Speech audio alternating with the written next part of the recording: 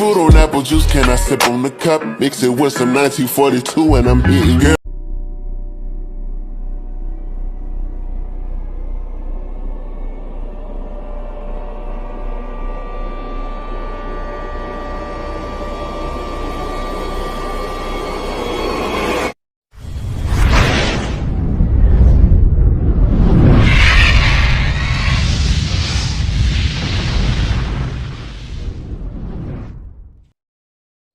Get ready for the countdown. 10, 9, 8, 7, 6, 5, 4, 3, 2, 1, 0.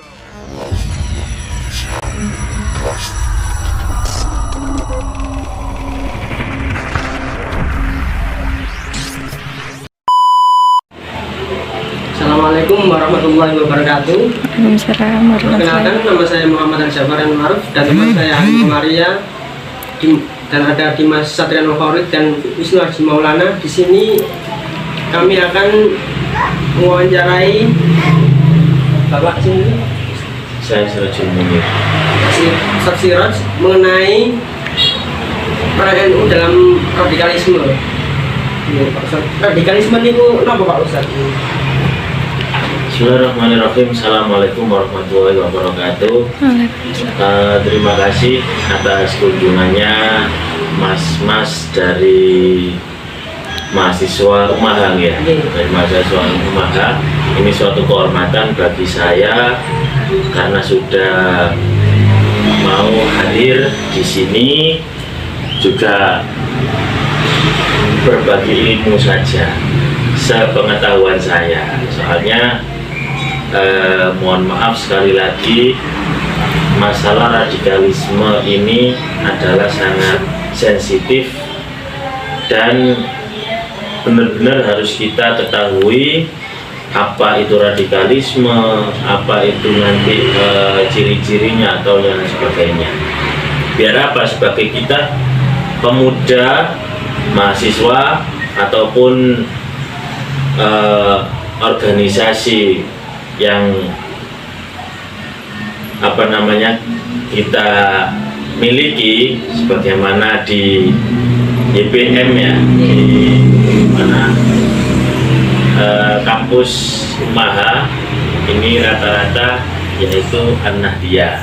Jadi sangat bagus pertanyaannya Mas Rian ya, sangat bagus untuk pengertian radikalisme agar kita tidak sampai terjerumus ke dalam bentuk radikalisme tersebut.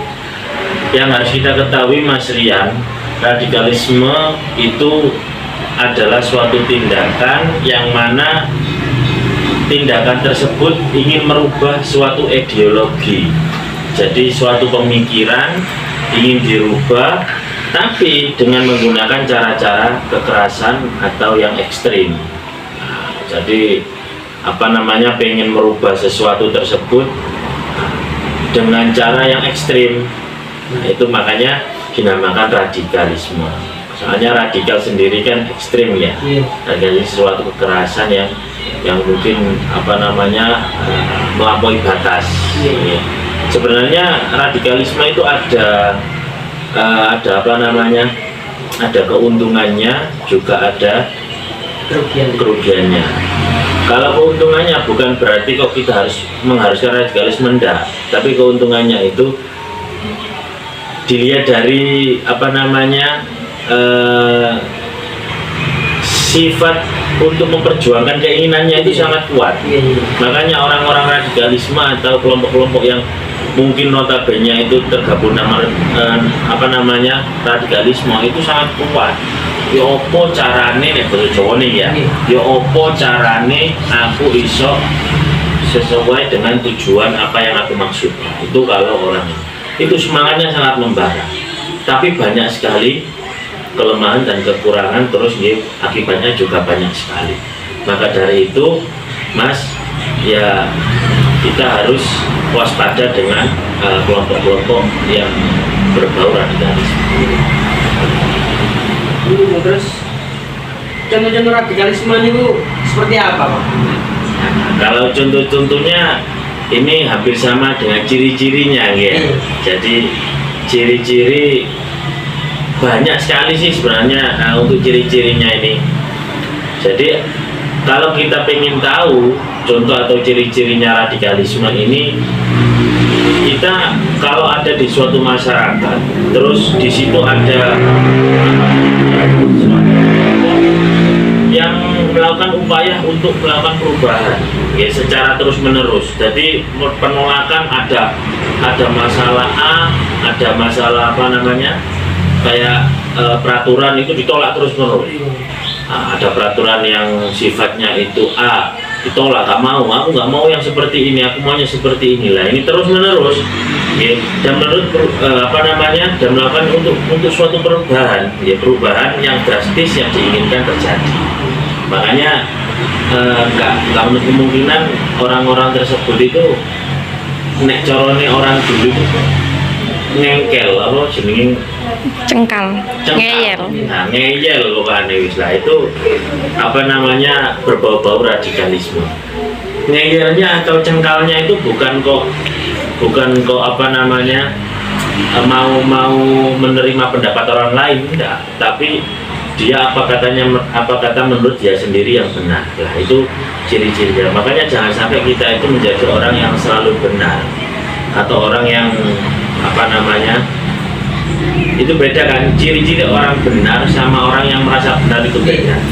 Kalau orang benar sama orang yang merasa benar, ya orang yang merasa benar itu itu nanti bisa terjadi akan banyak ciri-cirinya radikalisme tersebut ya.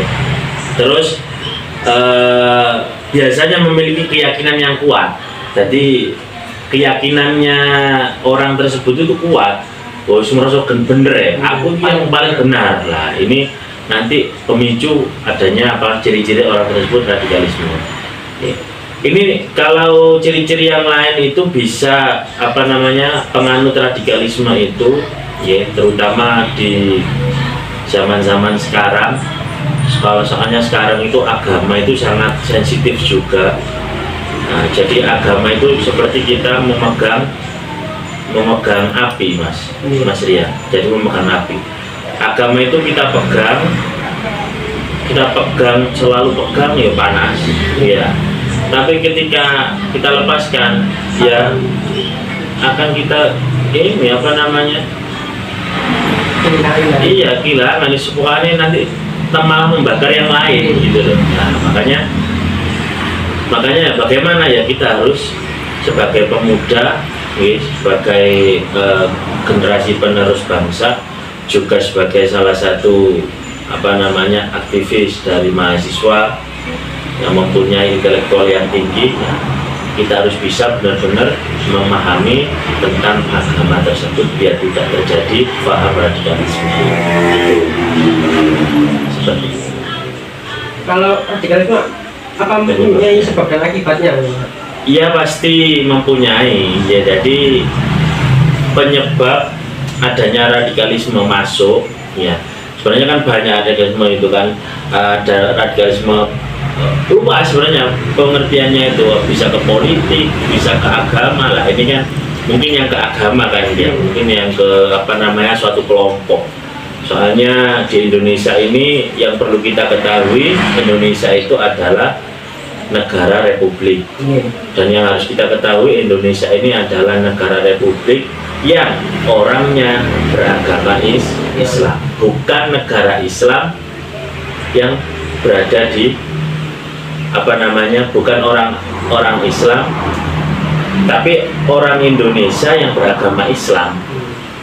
Itu yang harus kita pahami. Jadi kita itu orang Indonesia yang beragama Islam, bukan kok orang apa namanya, kalau orang Islam nanti hukumnya harus hukum Islam. Nah, kita kan pakai hukum negara, hukum republik. Jadi kita itu harus menyadari bahwasanya kita orang Indonesia yang beragama Islam. Dan notabene yang apa namanya, yang paling banyak di Indonesia itu adalah apa namanya, banyak sekali kelompok kan ya. Ada, mohon maaf, ada yang Nahdliyin, ada yang Muhammadiyah, ada yang LDII ataupun yang lain-lain, saudara semuanya, terutama di bidang apa namanya, di tuanya, ya. Itu semuanya kan saudara, juga seagama, ya. Juga satu Tuhannya yaitu Allah. Cuman kadang-kadang itu ada beberapa kelompok yang memanfaatkan agar ya dia ini ingin menguasai atau ingin merajai kelompok tersebut atau negara ini dijadikan apa, itu akhirnya timbullah seperti itu, seperti radikalisme itu. Makanya penyebabnya sebenarnya banyak. Jadi penyebabnya itu yang pertama mulai pemikiran. Jadi pemikiran kita jangan sampai mempunyai pemikiran yang jelek terhadap sesama. Wala taqfu ma laisa laka bihi ilm. Jadi kita tidak boleh memandang orang sana salah, kelompok sana salah, yang sana, yang sini yang benar. Ada lagi yang sana yang salah, sana yang benar, sini yang salah. Itu yang pemikiran yang tidak luas atau yang tidak luas. Jadi kalau sebagai pemuda NU atau sebagai pemuda mahasiswa yang berintelektual yang tinggi, berpendidikan, itu tidak menilai seseorang dengan hanya kata bahasa Inggrisnya don't judge. Jangan menilai dari sampulnya saja. Harus kita tahu. Soalnya saya bukan guru bahasa Inggris, akhirnya saya nggak seperti. Cuman ini tadi yang penting don't judge bukan itu lah. Jadi jangan menilai seseorang itu dari hanya sampulnya saja. Kita nggak tahu, Mas Rian, apakah yang kita nilai, apa yang kita salahkan itu adalah kelompok yang salah. Bisa jadi mereka yang benar, kita yang salah. Bisa jadi saya yang salah, mereka yang benar. Kan itu kan bisa saja terjadi. Makanya pemikiran kita harus sesuai dengan kaidah-kaidah Islam. Terus ya pemikiran Kanjeng Nabi lah. Kebetulan kita ini adalah umatnya Kanjeng Nabi. Juga kemarin 12 Rabiul Awal juga kita pernah memperingati selalu memperingati Maulid Nabi. Jadi Nabi Muhammad ini kan ya kita tiru pemikirannya sama akhlaknya. Kita tiru akhlaknya, pemikirannya. Salah satunya bagaimana? Satu, akhlak dan pemikiran Kanjeng Nabi. Kalau di rawi itu ada di rawinya Tiba, Maulid Tiba itu kan sudah dijelaskan. Apabila Kanjeng Nabi disakiti, Kanjeng Nabi itu disakiti, apabila disakiti itu memaafkan wala yu'aqib dan tidak membalas. Jadi kalau Kanjeng Nabi disakiti ini ya'fu wa yu'aqib, memaafkan juga tidak membalas. Ini suatu pemikiran yang bagus, sikap yang bagus, ya. Apa sih aku balas dendam lah. Itu. Terus wa in khusima yasmut wala yujawib. Jadi ketika Kanjeng Nabi ini dihina. Ini Kanjeng Nabi yasmut, diam. Terus marano wala yujawib dan tidak menjawab. Itu suatu pemikiran yang bagus, akhlak yang bagus dari Kanjeng Nabi, yang itu yang harus kita contoh. Yang kedua, untuk penyebabnya itu ekonomi. Kadang itu gara-gara ekonomi yang lemah, akhirnya orang tersebut gampang terpengaruhi sama kelompok-kelompok yang lain. Soalnya aku kok ini lah ini. Soalnya apa? Orang yang ekonomi lemah tersebut, mereka itu biasanya itu mempunyai pemikiran yang sempit, akhirnya kepingin perubahan dalam hidupnya, akhirnya mengikuti kelompok tersebut dengan catatan diembel-embeli, wah aku nek melok kuno, aku bisa berubah kehidupanku 100%. Nah itu yang jadi masalah. Makanya nggak sedikit banyak orang itu yang kena mie saterdus sampai jadi akhirnya imannya sudah katut goyah. Akhirnya ya itu tadi, kalau orang yang lemah ekonominya itu terus imannya nggak kuat, kalau yang apa namanya penyebabnya itu bukan radikalisme, ya alhamdulillah. Tapi kalau radikalisme, otomatis akan katut ke dalamnya. Jadi sampai banyak sekali yang mohon maaf, ada salah satu gerakan itu yang kita sering dengar itu ada ISIS itu ya.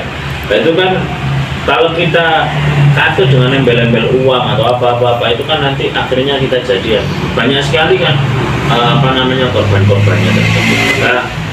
Ya kita harus pintar lah kan? Dan apa namanya meskipun ekonominya itu lemah ya kita harus memupuk keimanan kita agar tidak terjerumus kepada hal radikalisme. Untuk yang ketiga, selain daripada apa namanya penyebabnya itu pemikiran, terus ekonomi, ada juga politik. Jadi politik itu nggak hanya pada zaman sekarang, Mas Rian. Zamannya Kanjeng Nabi itu sudah ada politik. Oke. Jadi nggak hanya zaman sekarang politik itu. Kebetulan saya ini bukan orang politik, juga dulu itu kiai saya juga tidak pernah apa namanya tidak pernah mengajari tentang hal politik ya, maksudnya politik yang ini yang kasar. Cuman kalau politik apa namanya tentang keagamaan ini insya Allah masih dipelajari. Jadi politik ini sangat pengaruh, karena ya itu tadi suatu kelompok itu mesti ada yang namanya politik, dan politik ini kalau salah tempat atau salah pemikiran, nah, nanti akan menjadi penyebab radikalisme itu terjadi. Itu tadi saling menyalahkan, saling apa itu. Terus yang keempat ada sosial, Mas. Sosial. Jadi sosial itu bermasyarakat, bermasyarakat. Ini lingkungan. Lingkungan. Kayak tadi ya, ada suatu kelompok yang kepengen perubahan, terus ingin akhirnya ngejak kancani tanpa didasari dengan ilmu pengetahuan, terus menelan mentah-mentah, itu kan penyebabnya akhirnya tergabunglah jadi suatu kelompok yang ingin perubahan dengan cara radikalisme.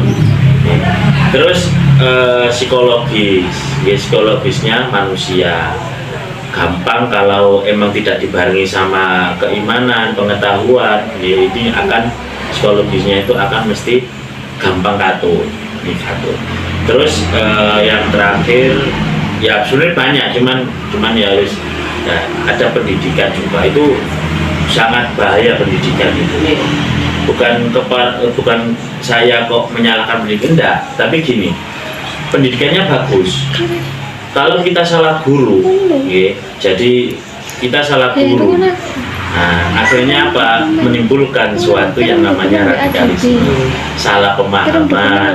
Jadi kalau kita mencari guru itu yang nasabnya yang benar-benar sambung, terus apa namanya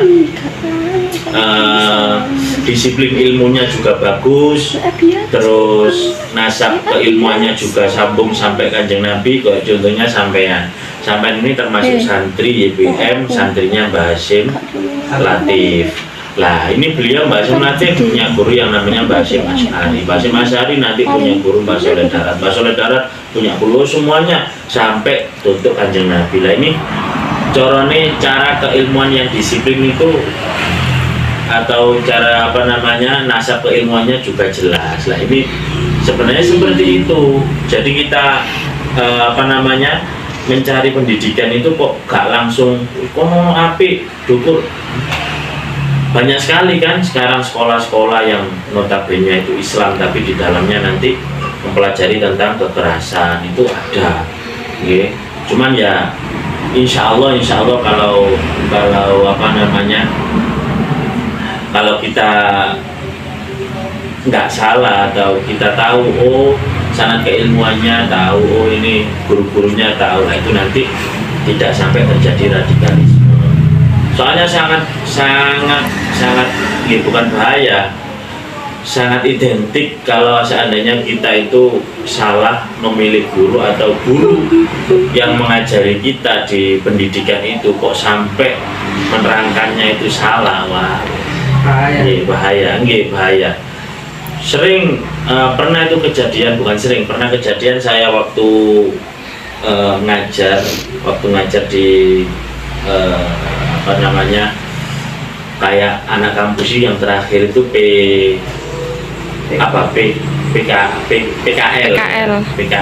bukan KKN tapi PKL di sekolahan itu saya itu pernah ada waktu itu saya mau masuk kok tiba ada yang kursinya cukup Mbak menjelaskan tentang sing tak ilmu fikih.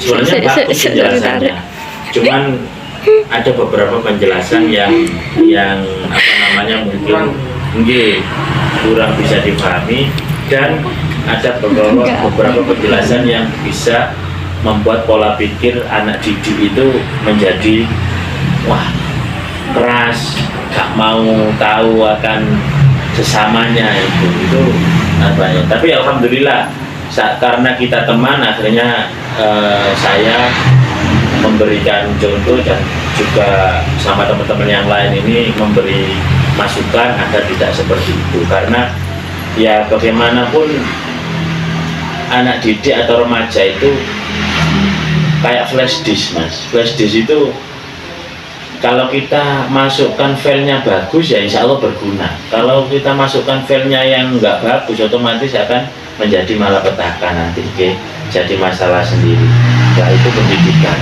Terus katanya tadi kan mesti kalau ada penyebab pasti ada akibatnya. Jadi akibatnya. Jadi akibatnya ini akibat daripada adanya radikalisme daripada radikalisme ini membuat stabilitas kedamaian suatu kelompok atau suatu masyarakat ini menjadi ya pecah. Karena apa? Yaitu tadi ada beberapa kelompok yang menginginkan sesuatu dengan cara yang tidak baik atau RPDW ya. Jadi stabilitas dan kedamaian suatu persatuan itu akan menjadi rusak atau terpecah belah, terancam lah. Tapi apa? Karena orang-orang yang radikalisme itu Mas Rian ini menganggap dirinya yang paling benar. Semua yang tidak sepaham dengan orang tersebut maka dianggap musuh. Ya. Jadi semua yang kalau nggak sepaham otomatis kamu adalah musuh saya. Dan mereka berani menyingkirkan orang yang dianggap musuh. Orang radikal itu pokoknya hati nggak sepaham ya sudah lenyapkan saja. Nah, makanya itu yang sangat miris, dan mereka juga tidak kenal HAM. Tahu HAM? Asasi manusia. Jadi hampir semuanya radikal itu gak peduli sama HAM, kan ada asasi manusia, karena kita sendiri juga negara republik dan ada di ideologi Pancasila juga ada. Makanya sudah pas Mas, sebenarnya ideologi Pancasila itu sudah pas. Nah itu, jadi meskipun ada sebab pasti ada akibat. Akibatnya itu membuat stabilitas kesatuan yang ada di suatu negara atau agama itu akan terancam. Karena apa? Karena radikalisme itu menganggap dirinya paling benar, terus kalau tidak sepaham dengan dia maka akan dimusnahkan. Karena gini Mas, saya itu sempat dengar ini juga bagus sama salah satu guru saya juga, nek uang gak sepiro pinter itu dipinterno gampang, gak seberapa pintar dipinterno gampang. Tapi kalau orang yang sudah salah paham wani mati. Nah, nek wong salah paham itu sudah apapun ditantang. Ya, nah itu makanya kita jangan sampai menjadi mahasiswa atau pemuda-pemuda dari Eko seperti itu. Itu untuk masalah sebab akibatnya daripada radikalisme. Mungkin malu Ustaz. Ini kan anak-anak muda zaman sekarang kan gampang terbawa ke suatu ajaran ini itu. Apalagi zaman sekarang media sosial itu kan gampang banget masuk keluar masuk. Terus bagaimana peran NU untuk mencegah radikalisme kepada pemuda-pemuda ini yang mencari jati diri ini? Jadi gini Mas Rian, emang satu di Indonesia ini apalagi zaman teknologi katakanlah ya, sekarang itu 2 titik berapa itu ya, era-eranya era digital, era digital katanya lah. Era digital ini banyak sekali paham-paham nyerangi itu nanggoni digital. Apalagi anak muda zaman sekarang itu sangat terpengaruh dengan yang namanya gadget, internet, itu mesti. Saya lihat itu hampir semuanya itu tidak lepas dari tidak lepas dari gadget, terutama YouTube, IG, Instagram, terus baru Facebook, terus Twitter, terus apalagi pakailah dan lain-lain. Dan itu rata-rata ya Mas ya, rata-rata konten-konten yang dibuat itu kan kita katakan kita tidak tahu sumbernya dari mana, kadang yang ngomong itu siapa. Lah ini kan sering terjadi anak-anak muda itu terpengaruh dari suatu konten tersebut, akhirnya jadi menggambarkan dirinya, wah aku kudu koyo ngono lah. Padahal kita nggak tahu itu siapa, terus ilmunya bagaimana, keilmuannya sanad ilmunya bagaimana, kita nggak tahu kadang-kadang. Tapi ya oke wae. Makanya saya itu makanya saya itu sangat berhati-hati ketika melihat cuplikan tausiah atau apa. Memang semuanya bagus ya, tausiah itu bagus, Mau'izatul Hasanah juga bagus ya. Cuman kadang-kadang itu tadi kita harus bisa memilih atau memilah mana yang benar-benar tidak terjadi sampai radikalisme itu terjadi. Dan itu sering terjadi, nanti anak muda itu sampai terbawa akhirnya melakukan tindakan radikalisme. Nah, jadi peran NU atau peran kita sebagai santrinya Mbah Hasyim lah, santrinya Mbah Hasyim Asy'ari, bagaimana peran NU itu ya satu, agar tidak terjadi radikalisme baik di dalam negara maupun di suatu agama ataupun di suatu kelompok. Lah itu kita harus memperkenalkan ilmu pengetahuan, ilmu agama dan ilmu pengetahuan dengan baik dan benar. Jadi ilmu pengetahuan sang agama itu, ilmu agama dan pengetahuan itu kita harus kenal dengan baik dan benar. Dengan bagaimana? Ya salah satunya cari guru yang benar-benar bagus, ilmunya bagus, jelas ilmunya, sangatnya ilmunya jelas, gurunya jelas. Itu sangat penting, untuk memperkenalkan kepada anak-anak muda tentang ilmu agama maupun ilmu pengetahuan. Kalau salah sedikit tentang ilmu agama atau pengetahuan, otomatis akan bereset ke radikalisme. Nah, itu. Terus pemahaman. Jadi peran itu kita harus memahamkan daripada pemuda-pemuda NU ini agar pemahaman tentang ilmu agama sama ilmu pengetahuan ini bagus.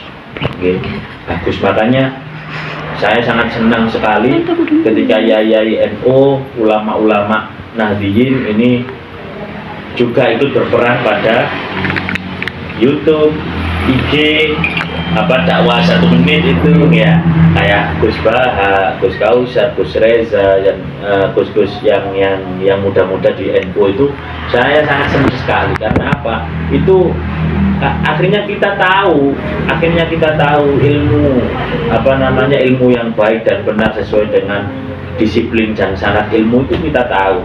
Akhirnya kita bawa agama ini dengan rileks, dengan santai, tidak perlu kekerasan, tidak adanya saling menjelekkan satu sama lain. Karena apa? Kita sebagai orang Islam itu sudah apa namanya, sudah otomatis dijanjikan oleh Nabi Muhammad masuk surga.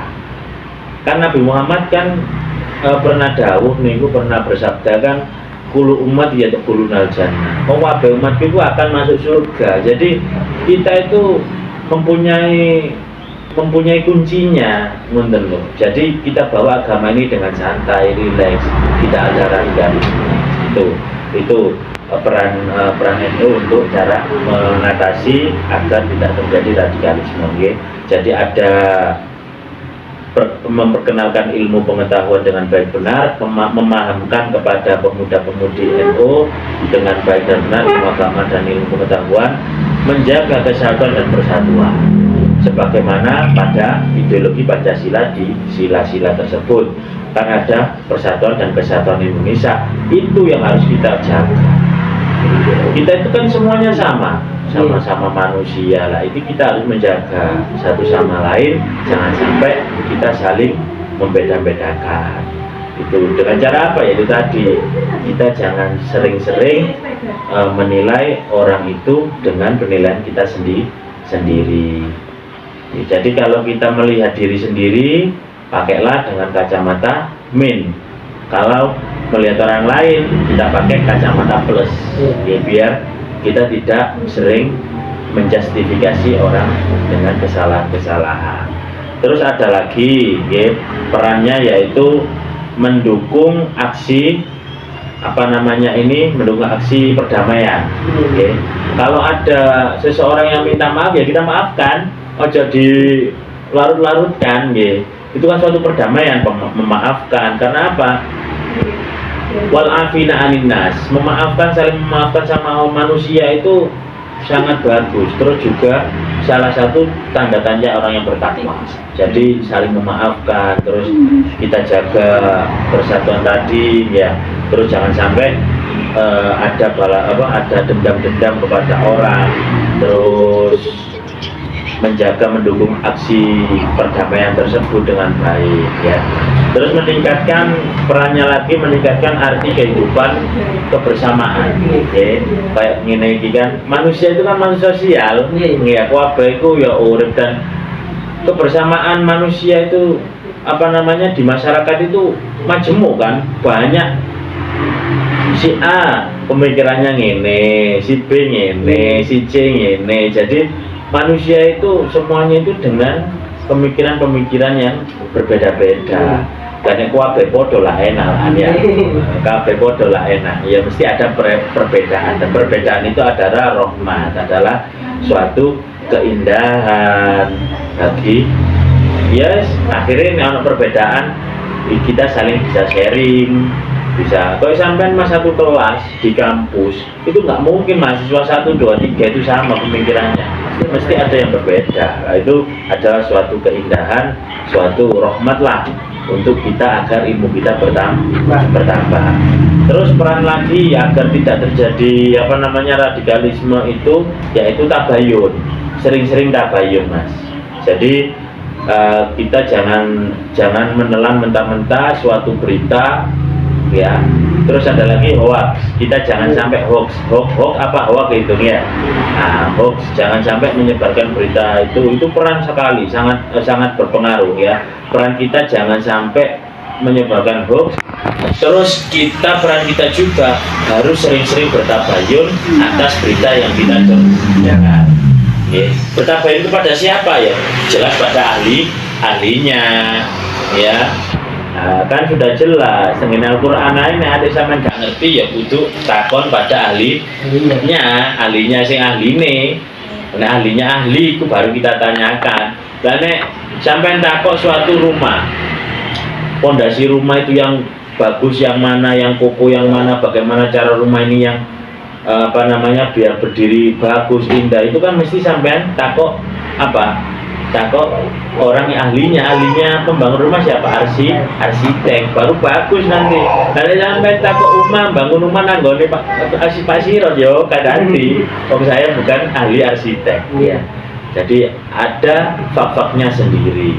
Sampai kepingin membuat mobil, ya mekanik, ya mekanik, bukan kok ke ustadz atau ke hati ya, ya. Jadi makanya harus ada tabayun, yang mana tabayun itu nanti membuat kita jelas dan tidak berpikir macam-macam tentang suatu kelompok tersebut. Juga sangat penting tabayun itu, Mas, sangat penting. Okay? Di dalam Islam itu ya butuh tabayun. Nah, kalau tabayun wis akan menjadi salah paham. Makanya Pak Siro tadi kan bilang, nek miterno wong gampang.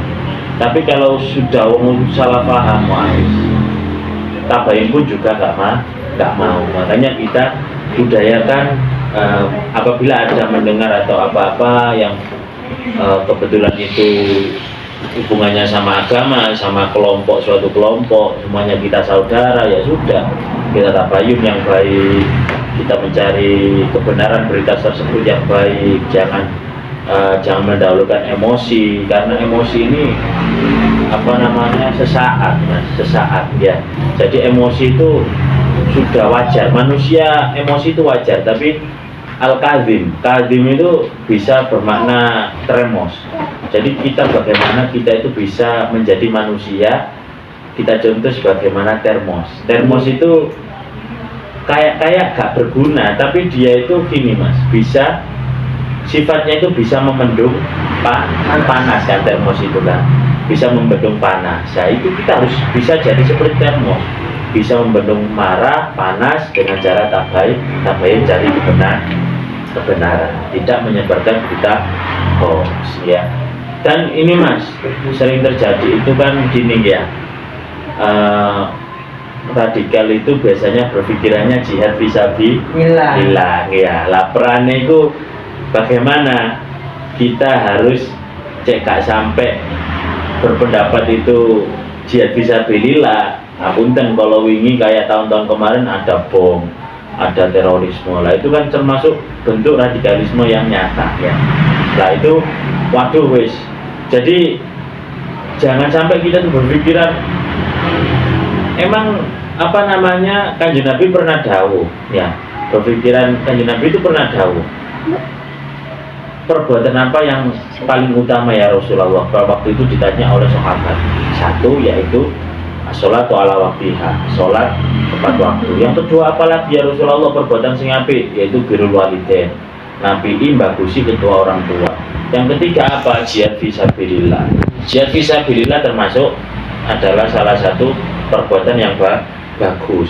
Emang mereka yang notabene itu pemikirannya itu radikal, itu sudah dibumbui sama ya gara-gara kayak tadi sampean ada yang di medsos, di Indonesia, nah itu akhirnya dengan cara jihad fisabilillah, jadi akhirnya saling membunuh, saling menyalahkan orang lain, saling melenyapkan. Nah ini naudzubillah ya.